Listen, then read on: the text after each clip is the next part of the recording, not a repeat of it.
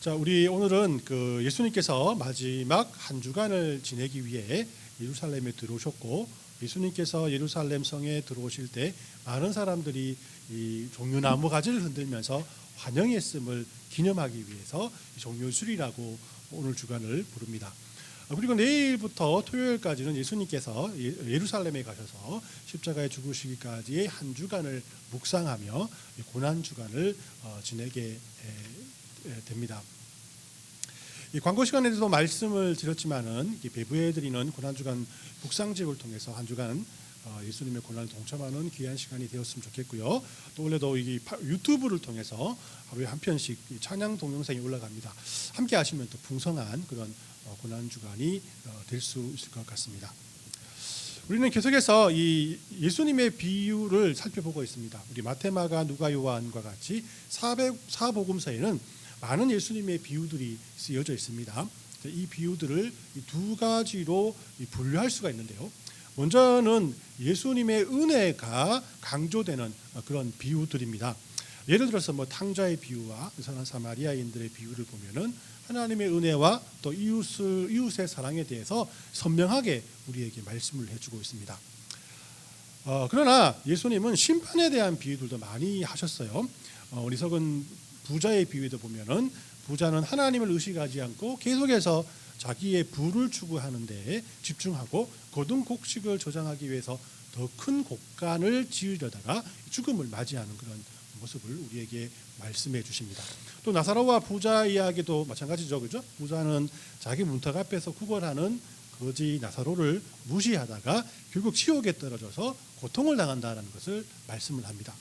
혼인잔치 비유에도 기름을 준비하지 못한 신부들은 모두 신랑을 놓쳐버리고 또 혼인을 위한 잔치집의 문 앞에서 이를 갈며 슬퍼한다라고 우리에게 말씀을 하죠.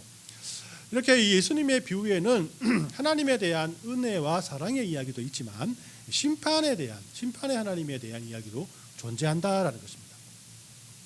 우리가 살펴볼 예수님의 비유는 은혜와 사랑의 하나님이 아니라 또 심판에 대한 하나님의 이야기, 즉 이 악한 농부의 비유에 대해서 오늘 말씀을 통해서 알아보려고 합니다. 이 악한 농부의 비유는 다음과 같습니다. 예수님께서 많은 사람들에게 성경을 가르치고 병든 자를 고치고 소외된 사람들에게 사랑을 베푸실 때 이러한 예수님의 모습을 보면서 누구의 권위로 이런 일을 하느냐라고 대제사장과 서기관들이 예수님께 물어봅니다. 예수님께서는 대답 대신에 오늘 비유 말씀을 통해서 그 말씀을 그들에게 해주고 있죠. 한 주인이 포도원을 만들고 또 세를 주고 또 멀리 타국에 갔다가 소출할 때가 되자 소출에 얼마만큼의 그런 돈을 받으려고 종을 보냈다라고 말합니다. 그러나 그들은 주인이 보낸 종을 처음에는 빈손으로 보내고요. 그 다음에는 때려서 보내고요. 또 그 다음에는 이 주인이 보낸 종을 죽이기까지 합니다. 자, 이런 일들이 계속되자 주인은 특단의 조치를 아들에게 보내주기로 하죠. 주인은 그들이 아들을 존대할 줄 알았지만은 그들이 아들을 죽이면 늙은 주인에게 상속자가 없기 때문에 포도원이 자기 것이 될 것이다라는 그런 생각에 아들마저 죽이게 됩니다. 그러니까 주인이 다시 돌아와서 그들을 진멸하고 포도원을 다른 사람에게 주었다라고 말씀을 합니다. 자, 이 비유는 이 1세기에 예수님께서 활동하시던 팔레스타인 지역의 사회적 상황을 우리에게 잘 보여주는 그런 비유이기도 합니다. 이 팔레스타인 지역은 당시에 로마의 식민지였기 때문에요. 부유한 로마 사람들이 돈을 대어서 토지를 소유하고 또 그것들을 팔레스타인의 소작민들에게 임대해 주었습니다. 그러니까 소작민들은 그 땅을 경작하고 주인이 멀리 떠나가 있을 때도 그 포도원을 돌보고 또 수확을 일부의 소작료로 그 지주에게 지불하게 되죠. 또 남은 것들은 자신들의 임금으로 사용하게 되었습니다. 이런 시스템들이 당시에 그 팔레스타인 지역을 지배하고 있었습니다.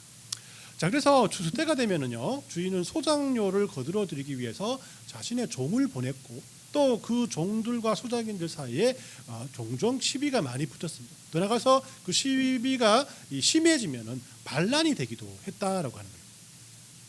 예수님은 이렇게 당시 자주 있었던 소장농과 지주들의 사이에 큰 싸움을 가지고 제사장들과 서기관들에게 이 비유를 하고 계시다라는 겁니다.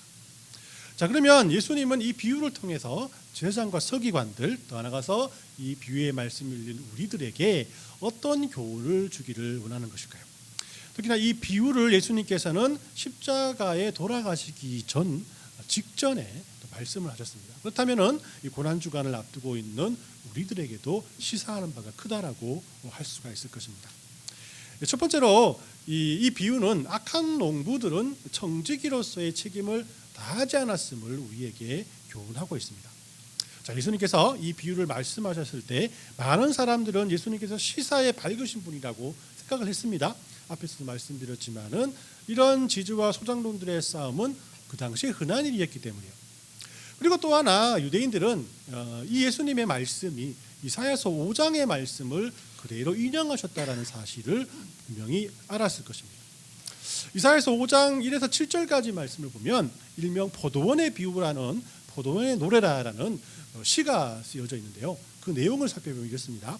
농부이신 하나님께서 극상품의 좋은 포도를 심었으나 포도원인 이스라엘이 변질되어서 범죄함으로써 들포도와 같은 이 죄악의 그 열매를 맺었기에 바로 포도원의 사람들은 심판을 받게 될 것이라고 하는 그런 경고의 시라고 할 수가 있어요. 자, 예수님은 이사야 5장의 포도원의 이야기를 가져와서 포도원 주인 되신 하나님이 포도원 된 이스라엘 사람들을 잘 돌보라고 농부인 종교 지도자들에게 이 모든 것을 맡겼다. 그러나 그들이 포도원을 잘 관리하지 못하고 실패했다라고 말씀을 합니다. 그러니까 실패했던 이 매니저라면은 주인에게 미안하다고 말하면서 자신의 과거에 대해서 용서를 빌어야 되지 않겠습니까? 그러나 이들은 주인이 종을 보내자 너무 간섭한다고 화를 내면서 주인이 보낸 종들을 핍박하고 죽이면서 주인에게 반기를 들었다라고 말씀을 하는 겁니다. 주인은 지금 소장농들에게 결과의 많고 적음을 알려달라고 나무려려고 이 자신의 종을 보낸 것이 아니었어요. 그저 전에 그래왔던 것처럼 자기 종들에게 결과를 보고하라는 거예요. 작으면 작은 대로 할당된 소장료를 내면 되는 거 아니겠습니까? 주인은 왜 소장료가 이렇게 적냐라고 나오라는 것이 아니란 그런 사람이 아니었다는 거예요. 왜냐하면 계속해서 자기의 종들을 계속해서 그들에게 보냈기 때문이라고 할 수 있어요. 처음 먼저 보낸 종들을 그들이 때리고 돌로 치고 죽였다면은 보통 주인들은 이런 종들의 모습을 반란으로 여기고 로마 정부에 신고하면 되는 것입니다. 그러나 이 주인은 또다시 종들을 보내고 다시 자신들의 종들이 돌아오지 않자 결국은 자기의 아들까지 그들에게 보내었다는 거죠. 이렇게 계속해서 종들을 보내는 것은 소장농들의 의견을 듣기 위한, 그들의 목소리를 듣기 위한 그런 주인의 배려라고 할 수가 있는 겁니다. 자, 이런 모습을 볼 때 우리는 자기 책임을 다하지 않고 주인의 말을 들으려 하지 않으며 또 계속해서 자기 잘못이 없다고만 주장하는 이 악한 농부들은 정직이로서의 책임을 다하지 못하는 사람이었음을 우리가 알 수 있는 것입니다. 그러나 성경은 하나님께서 우리들을 이 땅에 보내실 때 그냥 보내시지 아니하시고 정직이로 보내셨다라고 분명히 우리에게 말씀하고 있지 않습니까? 우리 베드로전서 4장 10절과 11절 말씀을 우리 함께 읽도록 하겠습니다. 시작. 각각 은사를 받은 대로 하나님 여러 가지 은혜를 맡은 선한 청지기 같이 서로 봉사하라. 만일 누가 말하면 하나님의 말을 하는 것 같이 하고 누가 봉사하려면 하나님이 공급하시는 힘으로 하는 것 같이 하라. 이는 범사에 예수 그리스도로 말미암아 하나님이 영광을 받으시게 하려 함이니 그에게 영광과 권능이 세세 무궁하도록 있느니라. 아멘. 자, 여기서 여러분 잘 알듯이 청직이라는 것은 관리인이요, 일꾼이요, 종을 뜻하죠. 그러면 우리에게 청직의 일을 맡긴 사람은 누구겠습니까? 바로 하나님이십니다. 하나님께서 우리에게 청지기의 삶을 맡겼다. 하나님께서 복음을 위해서, 하나님의 나라를 위해서 우리를 청지기로 부르셨다라고 성경은 우리에게 말씀하고 있다는 겁니다. 즉 이게 말하려면 하나님의 말씀을 하신 것 같이 하고 봉사하려면 하나님이 공급해 주시는 힘으로 하는 것 같이 하고 모든 일에 하나님께 영광을 돌리려는 마음으로 살아가는 것이 선한 청지기의 그런 삶이라고 우리에게 말씀하고 있다는 거예요. 그런데 우리는 하나님의 청지기인데 우리에게 맡겨진 책임보다는 그것을 먼저 누리려고 하는 그런 삶을 우리가 살아가려고 한다는 것입니다. 나에게 맡겨주신 것은 내 것인 것처럼 생각하고 아까워하고 심지어 함께 나누려 하지도 않는다는 것입니다. 자, 이런 우리들의 모습을 생각하면 오늘 이 악한 농부의 모습을 통해서 그곳에 우리의 모습을 발견할 수 있다는 것입니다. 두 번째로 이 비유는 악한 농부들이 하나님의 아들을 거부했다라고 우리에게 말씀을 하고 있습니다. 자, 앞에서도 말씀드렸지만은 악한 농부의 비유는 심판에 관한 비유라고 했습니다. 그러나 우리는 이 이야기를 통해서 이 심판의 그런 주인으로 볼 수 있는 그 주인이지만 그 주인이 엄청나게 인내하고 절제하는 모습을 우리에게 보여주고 있다는 것을 발견할 수 있어요. 주인은 계속해서 종을 보내고 또 종을 보내고 있습니다. 36, 37절 말씀을 우리 함께 읽습니다. 시작. 다시 다른 종들을 처음보다 많이 보내니 그들에게도 그렇게 하였는지라. 후에 자기 아들을 보내며 이르되 그들이 내 아들은 존대하리라 하였더니 라고 말씀을 하죠. 그러나 농부들은 계속해서 주인의 종들을 홀대하고 있습니다. 그래서 주인은 특단의 조치를 취하게 되죠. 자기 아들을 보내기로 한 것입니다. 아무리 그래도 내 아들은 존경할 것이다. 이제 자신의 말을 들을 것이다 라는 생각 때문이었습니다. 구약의 이야기를 보면 악한 농부가 이 포도원의 주인을 홀대하는 것처럼 이스라엘의 종교 지도자들과 정치 지도자들도 하나님의 사자인 선지자들을 많이 홀대하는 모습을 우리가 볼 수가 있습니다. 그러나 하나님은 그들이 아무리 선지자들을 반대하고 홀대할지라도 하나님 계속해서 이스라엘 백성들을 위해서 그 선지자를 보내는 모습을 우리가 발견할 수 있다는 거예요.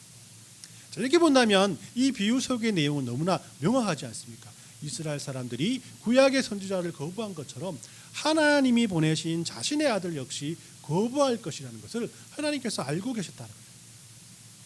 그러나 종들과 아들과는 분명한 차이가 있지 않습니까? 많은 선지자들을 거부했던 이스라엘 백성들이 하나님의 아들 예수님마저 거부한다면 이것이 얼마나 큰 심각한 문제겠습니까? 그래서 아들을 거부한 악한 농부의 이야기는 이 두 가지의 의미를 우리에게 전해준다고 할 수가 있습니다. 먼저는 아들을 거부한 사람들의 죄는 너무나 크다라는 것이죠. 자신의 청지기직을 잃어버릴 정도로 큰 잘못을 한 것이라고 말씀할 수 있습니다. 왜냐하면 아들은 아버지를 대표하기 때문에 아들을 거부하면은 곧 그 주인을 거부하는 것이라. 예수 그리스도를 거부한다면 곧 그의 아버지이신 하나님을 거부하는 것이기 때문에 이것이 너무나 큰 죄가 될 수 있다는 것입니다. 두 번째로 아들을 거부한 악한 농부의 이야기는 아들을 거부할 때까지 오래 참으시는 우리 주인의 마음을 우리에게 보여주고 있다는 겁니다. 예수님을 이 땅에 보내시기까지 오래 참으신 하나님께서는 예수님을 거부한 사람들을 보시고도 곧바로 모든 것을 멸망시키지 아니시고 우리를 죽이시지 아니하시고 구원의 기회와 은혜의 기회를 주신다는 것입니다. 이것이 바로 하나님께서 우리들과 이 세상을 사랑하고 계시다는 증거라고 할 수 있다라는 겁니다. 자, 마지막으로 오늘 우리에게 주시는 이 본문의 그런 비유는 악한 농부들은 자신의 악한 계획 때문에 하나님께마저 거절당할 수밖에 없는 그런 존재라는 사실을 우리에게 말씀해 주고 있습니다. 악한 농부들이 주인의 아들을 거부한 것을 오늘 본문 말씀은 농부들의 악한 계획 때문이라고 말씀을 합니다. 38절 말씀을 같이 읽습니다. 시작. 농부들이 그 아들을 보고 말하되 이는 상속자니 자 죽이고 그의 유산을 차지하자 하고 이에 잡아 포도원 밖에 내어 쫓아 죽으니라라고 말씀을 하죠. 자, 농부들은 이 주인의 아들을 죽이면 늙은 주인이 죽고 난 다음에 상속자가 없기 때문에 그 포도원을 실제로 경영하는 자신들에게 이 소유가 돌아온다라는 로마의 법률을 따라서 살인을 계획하고 실제로 그 아들을 죽였다라고 할 수 있는 겁니다. 예수님께서 이 이야기를 끝낸 다음에 자신에게 질문했던 제사장과 서기관들에게 이렇게 물어봅니다. 40절 41절 말씀입니다. 시작. 그러면 포도원 주인이 올 때에 그 농부들을 어떻게 하겠느냐? 그들이 말하되 그 악한 자를 진멸하고 포도원은 제때에 열매를 바칠 만한 다른 농부에게 새로 줄지니라 라고 말씀합니다. 포도원 주인이 이 사실을 알고 먼 나라에서 다시 돌아온다면 악행을 저질렀던 이 농부들을 어떻게 할 것이냐는 것이죠. 제사장과 서기관들은 당연히 악한 그 농부는 멸망을 시키고 포도원은 책임감이 강하고 실천력이 좋은 또 뛰어난 그런 실력을 가진 농부에게 줘야 한다라고 대답을 합니다.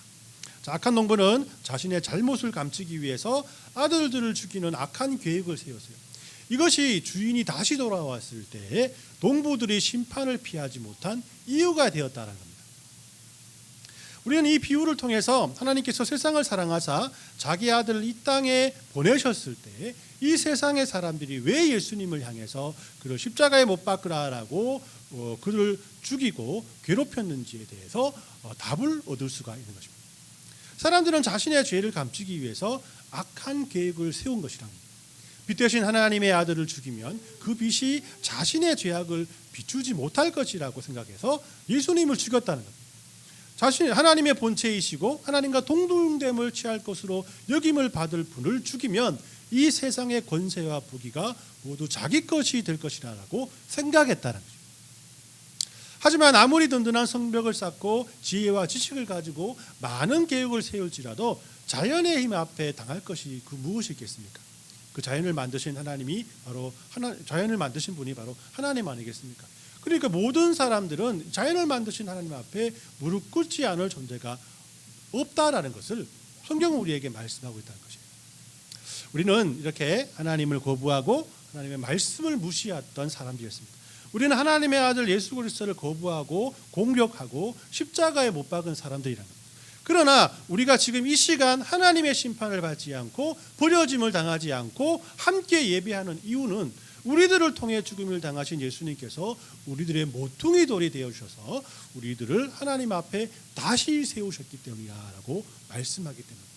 이것이 바로 복음이요, 이것이 바로 구원이다. 우리는 그 구원을 믿음으로 말미암아 이런 하나님의 평안함과 하나님의 축복을 누릴 수 있다라고 우리에게 말씀하고 있는 것입니다.